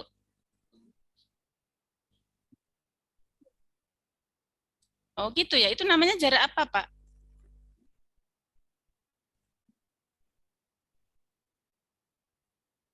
Hilang suaranya. Itu namanya jarak apa kemana, Pak? Jarak mana dari mana? Dari mandibula sampai ujung leher sini, Bu. Kalau Gitu nggak ya. salah, Bu. Oh, kalau nggak salah, berarti nggak salah Ya, ya. Berarti Bu. bukan itu ya. Iya, Bu. Terus jari ya terakhir? dagu dan tiroid 2 jari, Bu. Oke. Mohon dievaluasi, teman-teman.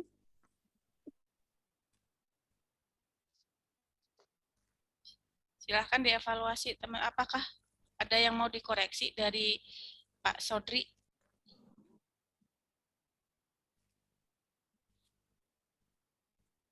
Silahkan, apakah ada yang mau dikoreksi?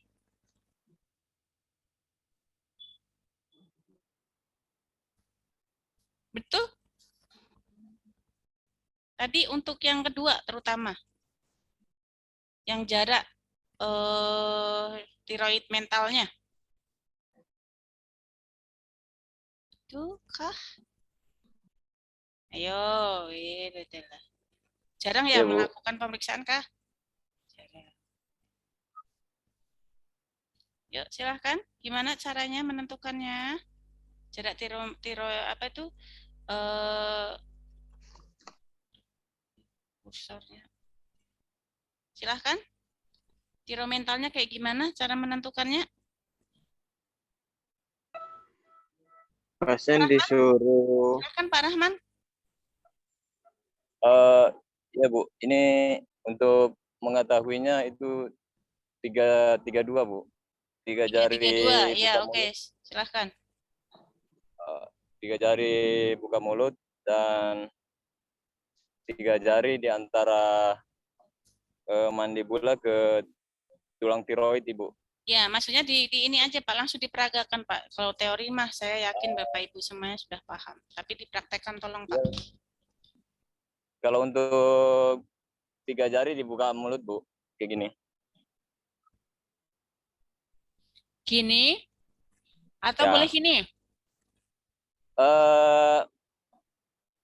Gini boleh nggak saya? Boleh sih Bu. Tapi itu untuk apa ya? Supaya kita bisa menentukan bahwa apakah dia kesulitan intubasi atau tidak. Iya, lemon itu kan memang untuk menentukan dia kesulitan intubasi atau tidak pertanyaannya. Untuk yang kan, untuk yang apa itu E-nya itu kan memang 332 rule kan? Iya Bu. Nah iya, maksud saya pada saat Bapak akan mengkaji yang membuka mulut, kemampuan membuka mulut itu begini, atau begini? Atau boleh dua-duanya? Bisa sih. Boleh sih dua-duanya Bu. Ini kan untuk patokannya di antara 2 gigi Bu, bukanya. Oke. Jadi ngukurnya dari antara dua gigi, Bu. Ya, Gigi kalau atas misalnya, sama gigi bawah. nah, kalau misalnya ini begini, saya kaitkan dengan gigi boleh nggak? Ini dua gigi juga? Boleh, Bu.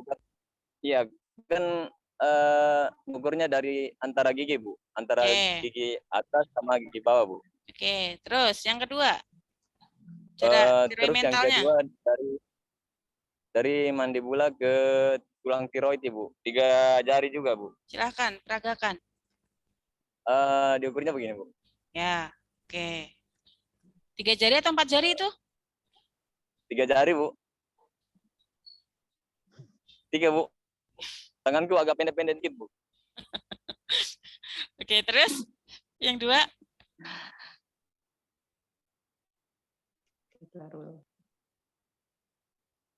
Yang 2? Kan membuka mulut, tiroid mental dan hiroid tiroid kan? Terus yang kedua dari mana ke mana, Pak? Iya, Bu. Dari mandibula ke tiroid. Kayak mana? Tulang tiroid, Bu. Mana? Iya. Gini, Bu. Dari apa bedanya yang ke... tadi? Apa bedanya dengan yang nomor 2 tadi berarti? Oh, itu masih nomor 2, Bu. Kalau nomor 3-nya itu dari 2 jari, Bu. 2 jari di antara kartigo tiroid ke tulang tiroid. Coba praktekkan, Pak. Gini, Bu. Ya. Ini kan kalau di 2 tadi gini, terus ya. ke 3-nya. Oke, paham ya, Bapak Ibu ya? Oke. Next. M. Ini kadang suka keluar loh di uji kompetensi loh ya. Sederhana tapi kalau kita tidak bisa menganalisis masalah. Yuk M, lemon. Berarti masih M. M-nya apa? Malapati, Bu. Malampati. Malampati. Oke, silahkan tolong disampaikan Malampati skor.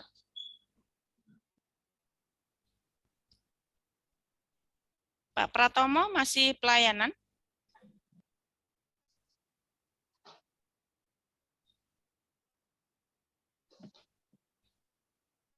Iya, Bu. Ya, masih silahkan Pak, Malampati skor, jelaskan Malampati skor. 1 sampai, ada berapa Pak Malampati skor, Pak? Malampati ada 4. Oke, silahkan Pak, jelaskan masing-masing Pak. Ini tahun kemarin keluar ini, keluar UKOM. Soalnya keluar dan hampir menjebak. Kalau teman-teman tidak bisa membedakan, hampir tipis banget pembedaannya antara 1 dan 2. Biasanya yang menjebak itu 1, 2 ya, biasanya ya. Ya, silakan Pak. Malampati grade 1 itu pilar faring, uvula, dan palatumula terlihat jelas. Seluruh tonsilnya juga terlihat jelas, Bu. Bapak bisa mengidentifikasi mana dia yang M1, mana yang dia M2?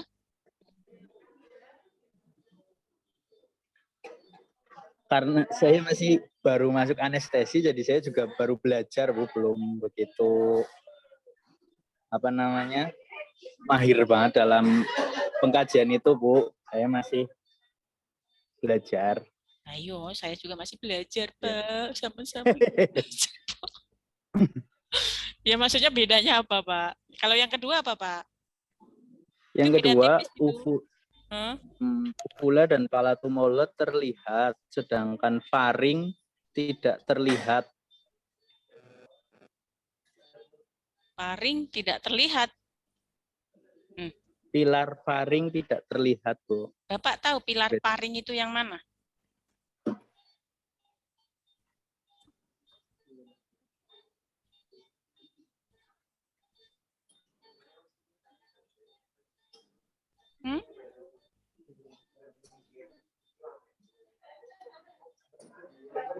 Apa bedanya antara 1 dan 2 deh?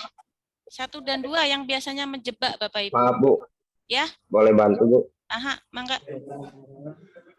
Untuk grade 1 mungkin pilar taring itu uvula dan platinum move terlihat jelas seluruhnya, Bu. Jadi lebih buka lagi lebar, terlihat jelas.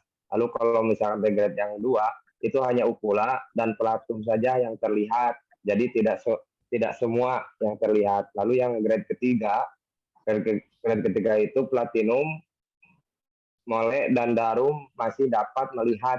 Jadi hanya terlihat atasnya saja gitu Bu, ketika pas dibuka mulut.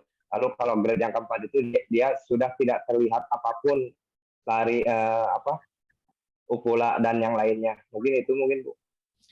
Ya, jadi antara apa yang membedakan beda tipis antara 1 dan 2-nya? Secara maknanya, secara apa ya maksudnya? Secara yang mudah kita pahami, Pak. Kalau perbedaan di UKOM ini. Kalau antara perbedaannya itu yang pertama dan kedua itu mungkin dari uvulanya Bu. Dari uvula dan platinumnya itu kalau yang grade pertama itu lebih jelas. Tapi kalau yang kedua itu platinumnya itu dia tidak jelas gitu Bu. Malah itu. Apalagi saya juga Bu, ya cuman itu aja yang tahu. Gitu mungkin Bu. Sebetulnya yang membedakan itu ada satu yang hampir semuanya kan antara 1 dan 2 itu kan hampir sama. Iya, hampir sama, tapi ada sedikit perbedaan 1 dan 2. Maksudnya saya meminta Bapak Ibu untuk supaya bisa mengidentifikasi saja. Saya yakin kalau pada saat kita suruh membuka mulut, kita bisa menilai mana yang 1, mana yang 2. Tapi kadang pada saat kita dihadapkan dengan soal, itu yang kadang kita sulit untuk mengidentifikasi. Jadi perbedaannya itu ada di mananya antara 1 dan 2. Izin nih Bu. Ya, mangga. Ini di bagian tonsil sama ovula hanya terlihat sebagian aja Bu. Iya, betul. Ya, lebih ke arah ke ininya ya, ke arah fosa tonsilnya ya. Tonsil ya, betul. Ya, jadi kadang kalau 2 itu dia tidak terlihat tonsil yang di atas. Suruh membuka mulut tuh fosa tonsil, Bapak Ibu kan pasti tahu ya. Nggak penuh itu berarti 2. Dikatakan indikasi normal kalau nilai M-nya berapa? 1 ya Bu. Ayo, dikatakan nilai M-nya normal. 1 ya Bu. 1. Setuju semua 1? Setuju Bu. Oh, setuju, jadi Ibu, setuju. Kalau 2 nggak normal. Kurang dari 3 Bu. Jadi 1, 2. Ya, 1, 2 ya. Ya, 2 itu masih dikategorikan dia normal ya. Kalau mau normal banget ya 1, tapi 2 itu masih dikategorikan dia normal. Ya. Oke, untuk O-nya?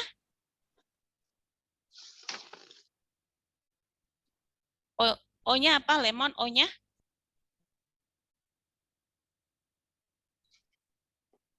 Obstruksi Bu atau obesitas.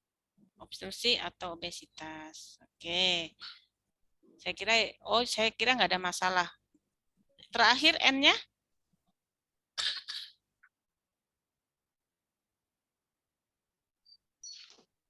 N-nya gimana? N-nya? N-nya neck atau mobilitas leher. Pergerakan leher Bu. Ya, asal pasiennya tidak bisa nengok kanan, nengok kiri, kita sudah pasti yakin tidak ada masalah dengan neck mobility-nya ya, gitu. Oke, jangan lupa teman-teman tidak hanya mengkaji pada lemon. Kalau pasiennya terpasang atau indikasi dilakukan tindakan LMA, pengkajian apa yang akan Bapak Ibu lakukan? Apakah lemon?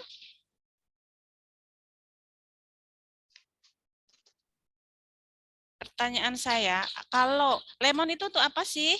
Mengkaji apa? Saluran airway, saluran napas ya Bu ya. Ayo, lemon untuk apa? Tindakan intubasi Bu. Yang lengkap Pak Dede.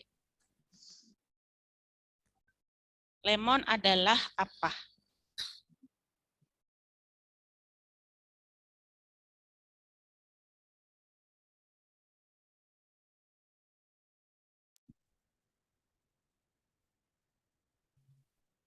Ayo, lemon untuk apa?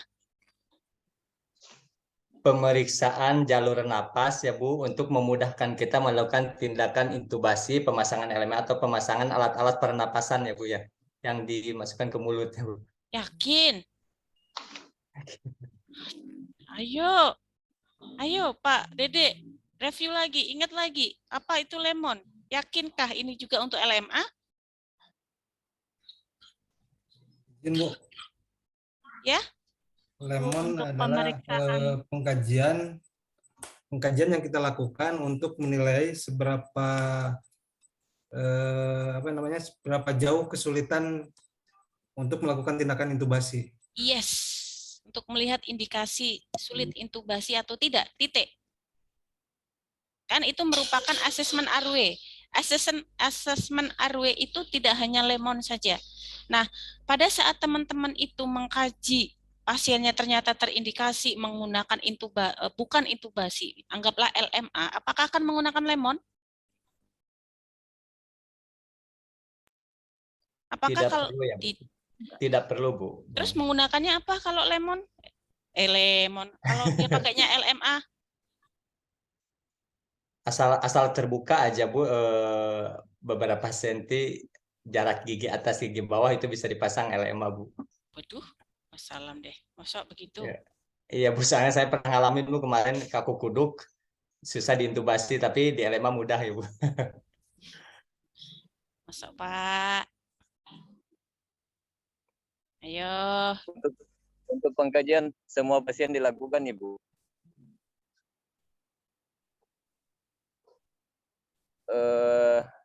Karena tidak selamanya LMA selalu berhasil Ibu. LMA atau intubasi atau apa? Misalnya kan kalau kita melakukan anestesi pemasangan LMA Ibu, itu kan enggak semuanya berhasil. Artinya begitu ada sesuatu atau kendala, ujung-ujungnya pasti ke intubasi Bu. Jadi semua pasien yang mau dioperasi pasti diperiksa lemon Ibu. Betul sekali.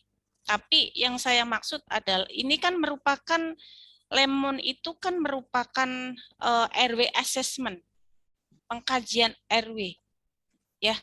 Jadi memang semuanya pasien meskipun pasien kalau regional dilakukan ini tidak?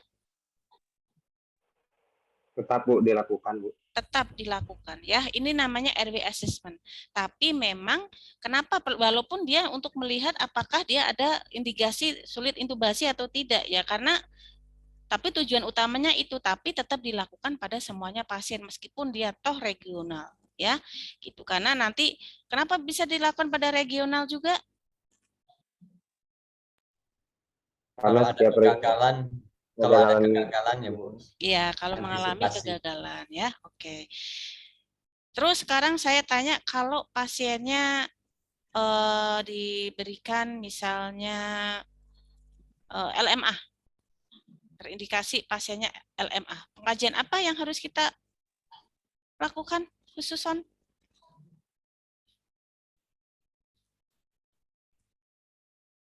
Pernah mendengar MONS atau ROTS? TMD itu bukan Bu. Kenapa? TMD. Apa itu? KND. KND siapa Pak? TMD Bu. PN. TMD. Apa sih Pak? Mohon diulangi Pak, apa Pak? TMD Bu. Ya, kepanjangannya apa Pak? Nah itu dia mau tanyain Bu. Karena dokter anestesi sering pakai itu Bu. Oh bukan. Dokter anestesi sering pakai itu Bu. Oh oke. Mungkin beda istilah kali ya. Ayo, kalau misalnya pakainya LMA, kita akan mengkajinya apa?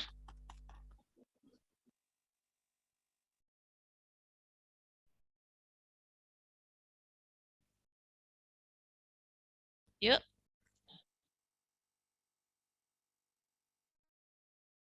Rods, pernah dengar nggak? Jadi kalau untuk B1, itu selain kita mengkaji lemon, itu MOAN, tulisannya MOAN. Coba Bapak Ibu cari.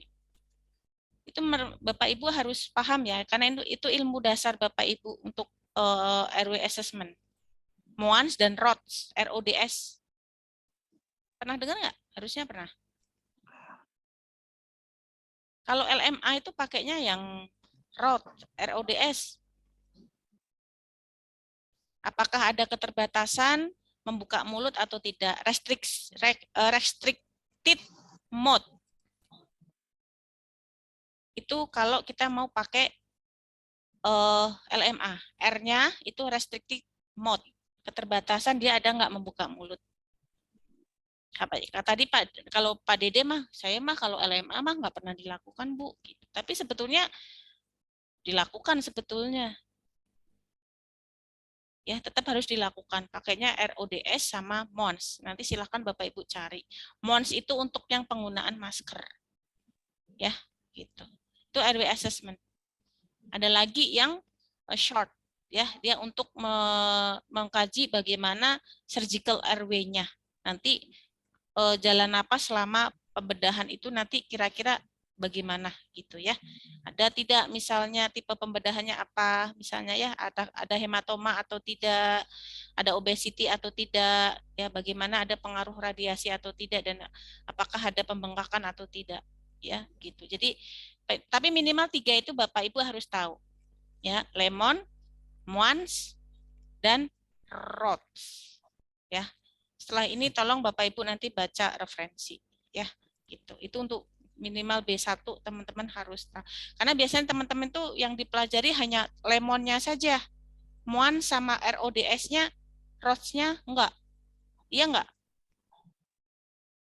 Ya, itu juga penting ya karena 3 itu adalah minimal yang harus teman-teman kuasai untuk RW assessment. Kemudian B yang kedua apa? Blood ya Bu. Ya, masih ingat nggak B1 breathing, B2 jangan kebalik-balik loh. Blood ya Bu ya. Breathing, blood. Blood ya. 3.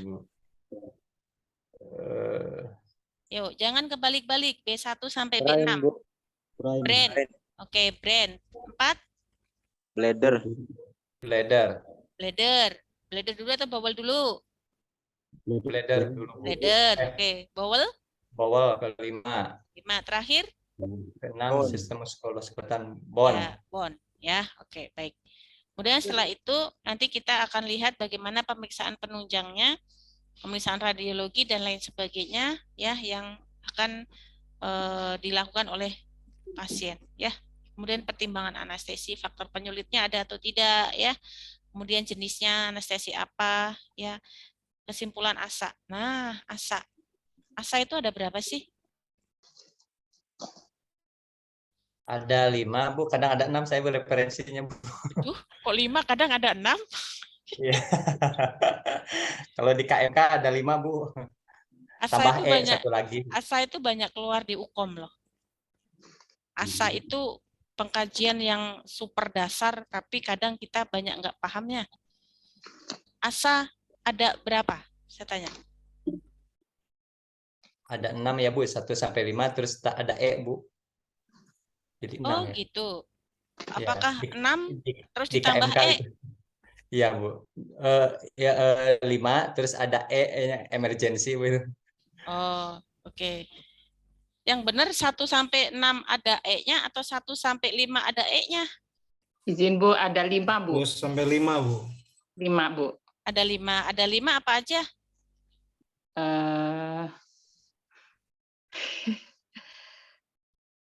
Apa aja Bu? Sebutkan. Yang pertama, izin Bu. Yuk, yang pertama pasien dengan penyakit bedah tapi tanpa ada penyakit sertaan yang lain. Yang kedua,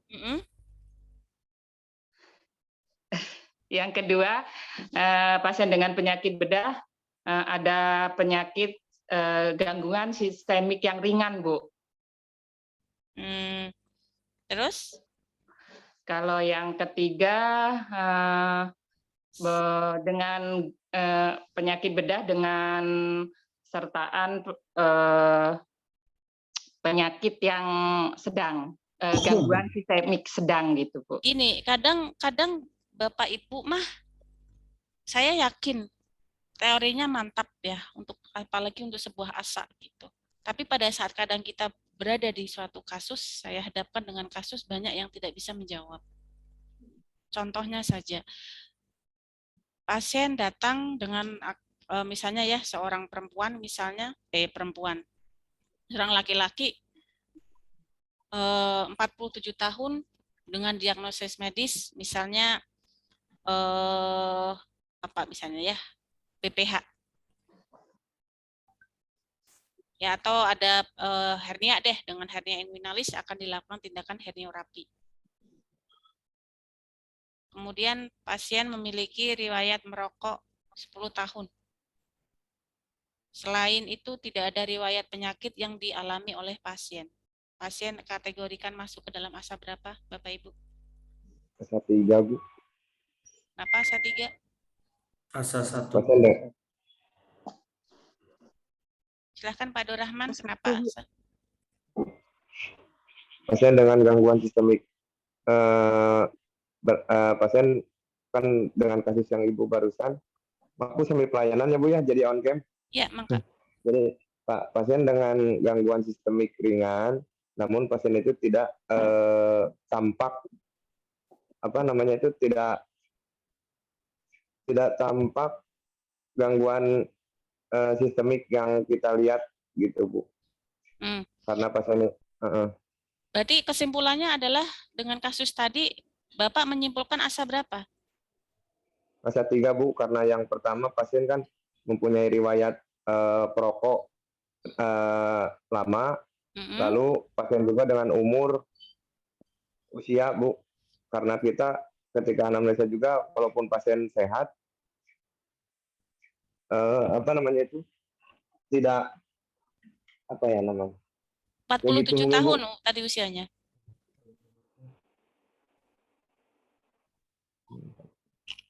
Oke, Pak Abdurrahman menyimpulkan asa 3. Tadi saya melihat Pak Satria asa 1 ya, Pak Satria? Tanpa ada riwayat ya, Ibu, penyakit. asa 1 Ibu. Ya, kenapa Pak? Karena walaupun itu perokok berat, tapi kata Ibu tadi tidak ada riwayat penyakit lain seperti itu. Kalau memang di situ perokok berat dan terdiagnosa mungkin hasil ronsennya punya TB atau apa, mungkin itu bisa asa 2 atau asa 3. Tapi Ibu kan tadi bilang pasiennya tidak punya riwayat penyakit lain seperti itu. Oke. Terakhir, pendapat lain? Izin Bu, sepakat ya. dengan Mas Astria Bu. Oke, 1 ya. Asa 1, karena kuncinya yaitu ada enggak pasien tersebut memiliki penyakit sistemik, gangguan sistemik, maaf. Bapak Ibu, 1 kasus aja jawabannya bisa beda-beda loh itu. Nanti kalau UKOM gimana ya?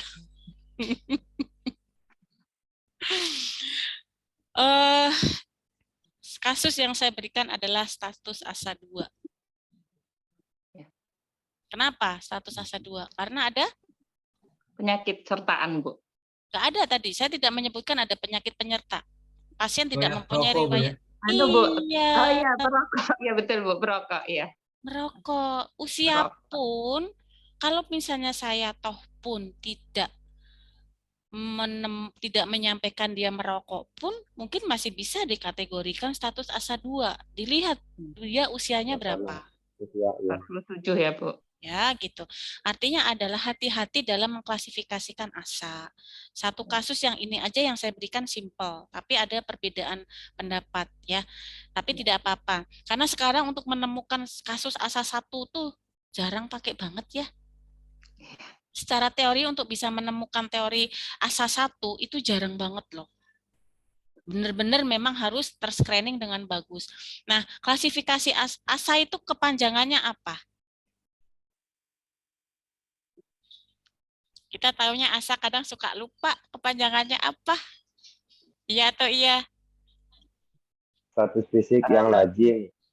Kepanjangan, Pak. Anestesi, American Society of Asia- Anesthesiology. American asa American status Society of anestesiologi Anesthesiology. Itu yang bikin Antara Amerika ragu-ragu, dan Bu. anestesi, Bu. Ayo, mah nggak tahu saya. Asa-asa, Pokoknya, Bu. ayo, status asa mah iya jelas. Saya mau kepanjangannya apa? Ya itu yang bikin American ragu, Bu, karena Society asa-asa of kalau di Sunda Anesthesiology. itu asa-asa ragu-ragu, Bu.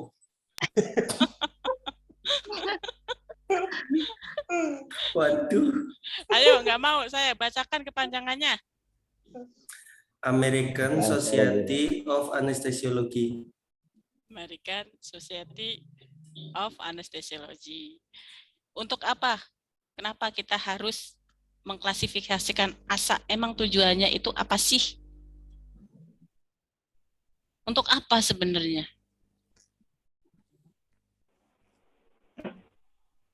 Yuk, untuk apa sebenarnya? Untuk meningkatkan kewaspadaan kita melakukan tindakan anestesi, Bu. Nah ya, untuk apa? Kenapa harus ditingkatkan? Memperhitungkan segala risiko yang akan terjadi, Bu.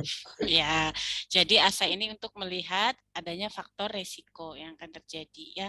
Jadi kalau untuk asa itu sebetulnya kita pakai yang 6 ya, yang terbaru ya. 6 plus E. Ya, kita pakai yang itu ya, yang 6 plus E ya, bukan yang 5 plus E. Ya, tahu ya yang 6 plus E itu apa aja?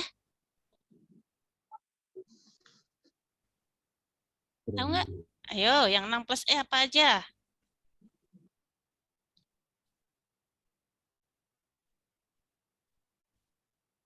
Yuk, silahkan.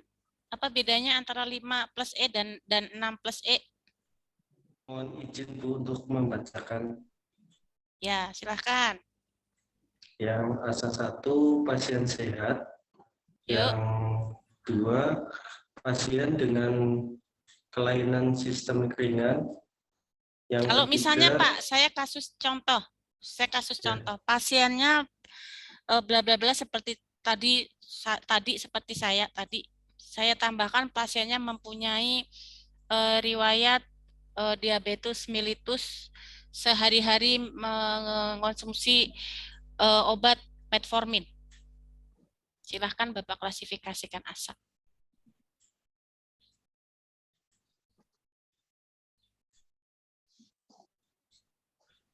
kalau pasiennya kayak tadi ya Bu,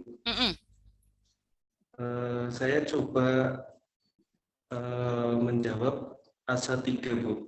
Kenapa Pak? Sebentar, asa 2 Bu, karena terkontrol. Maaf Bu, karena itu udah minum obat-obatan dan kemungkinan penyakitnya sudah terkontrol. Asa 2 tetap Bu. Hati-hati ya mengkategorikan asa. Yeah. Oke, lanjut. Yang 6 tadi? Oh ya, yang tadi kedua ya, yang ketiga asa 3 pasien dengan kelainan sistemik moderat sampai berat dengan keterbatasan fungsi. Yang keempat pasien dengan kelainan sistemik berat dengan kelainan yang mengancam jiwa. Contohnya apa Pak?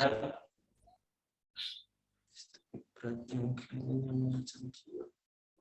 Contohnya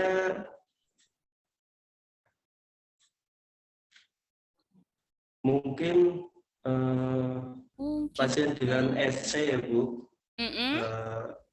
SC dengan PEB,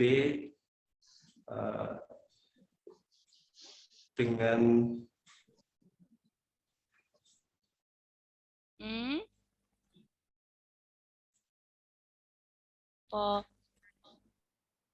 dengan disertai dengan penyakit bawaan, semisalkan kayak DM yang tidak terkontrol seperti itu. Terus bedanya sama yang 3 apa kalau yang tadi Pak? Kalau tadi kan terkontrol Ibu, yang konsumsi 3 kok. minum. Yang 3. Yang 3 dengan yang 4 bedanya apa? Kan kalau yang 4 tadi Bapak bilang mengancam jiwa katanya.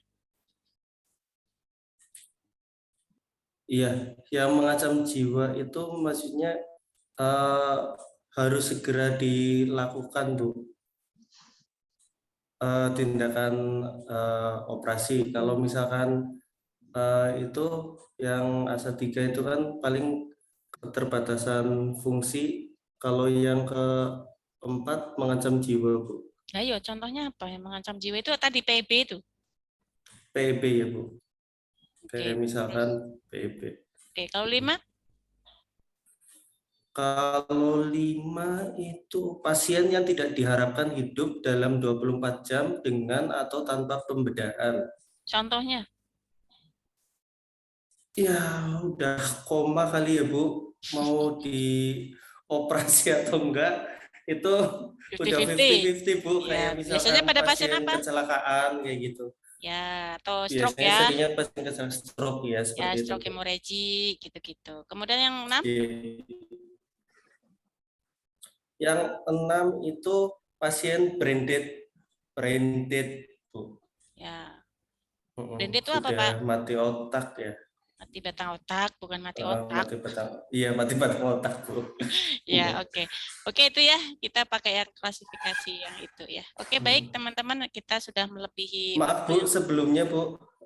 Mau nanya, ini kan yang klasifikasi ASA yang baru, ini kan ada yang E tuh, tulisannya ditambahkan bila statusnya emergensi, itu maksudnya gimana ya, Bu? Ya tinggal ditambahkan aja, misalnya dia klasifikasinya misalnya 2, kalau dia dalam keadaan status emergensi, misalnya tiba-tiba ya tinggal 2E misalnya, atau 4E gitu penulisannya nanti. Oh, ya, ya. Gitu ya. Terima kasih, Bu. Berarti artinya dia memang statusnya itu, tapi memang ada dalam keadaan dia emergensi, darurat gitu ya. Oke, teman-teman, itu mungkin dari Bu Nova. Sudah menjelang maghrib di sini. Insya Allah kita ketemu lagi. Mohon sekali lagi nanti saya diingatkan lagi untuk kita bicara tentang pertemuan yang kedua tentang masalah kesehatan anestesi ya, atau diagnosa. Kita tidak mengenal diagnosa, kita mengenalnya adalah masalah kesehatan anestesi. Kita the next pertemuan. Oke? Baik, Bu. Oke, baik, saya akhiri. Terima kasih. Wassalamualaikum warahmatullahi wabarakatuh. Waalaikumsalam warahmatullahi wabarakatuh. Waalaikumsalam.